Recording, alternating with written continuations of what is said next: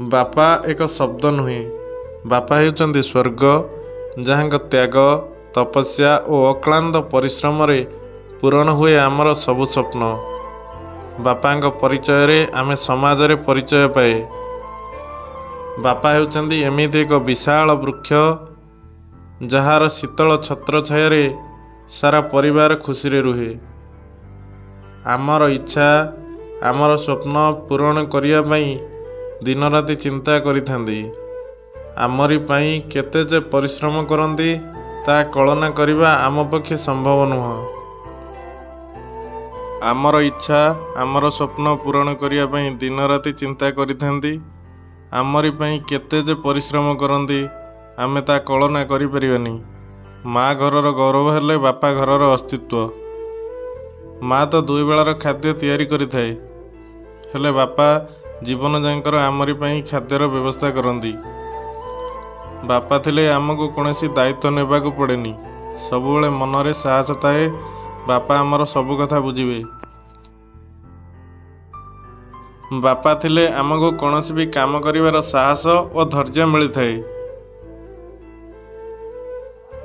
ବାପା ଆମକୁ ସବୁବେଳେ କାନ୍ଧରେ ବସାଇ ଦୁନିଆ ଦେଖାନ୍ତି, ଚାହିଁଥାନ୍ତି ଦୁନିଆରେ ଆମେ ଜଣେ ବଡ଼ ମଣିଷ ହୁଏ ବୋଲି। ଆମକୁ ମଣିଷ କରିବା ପାଇଁ ଜୀବନ ଯାଙ୍କର ସବୁ ପାରିଶ୍ରମିକ ଆମରି ପାଇଁ ଖର୍ଚ୍ଚ କରନ୍ତି। ବାପା ଆମ ଉପରେ ରାଗନ୍ତି, ଆମକୁ ଗାଳି କରନ୍ତି କେବଳ ଆମରି ଭଲ ପାଇଁ, ସମାଜରେ ଜଣେ ଭଲ ମଣିଷ କରି ଗଢ଼ି ତୋଳିବା ପାଇଁ। ଜୀବନରେ କମେଇଥିବା ନିଜ ପରିଚୟକୁ ଦେଇ ଦେଇ ସମାଜରେ ଆମକୁ ପରିଚିତ କରୁଥିବା ଗୋଟିଏ ମହାନ ମଣିଷର ନାମ ବାପା। ବାପା ସବୁବେଳେ ଆମକୁ ଏକ ଅମୂଲ୍ୟ କଥା ବୁଝାନ୍ତି। ଯେବେ ତୁ ରୋଜଗାର କରିବୁ, ତେବେ ଯାଇ ପଇସାର ମୂଲ୍ୟ ବୁଝିବୁ।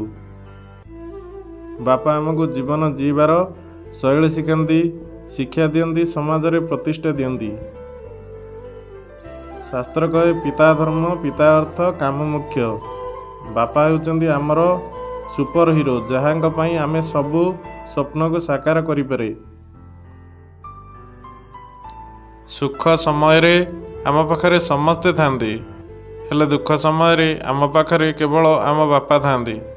ତାଙ୍କ ଛତ୍ର ଛାୟାରେ ଆମକୁ ଘୋଡ଼େଇ ରଖନ୍ତି।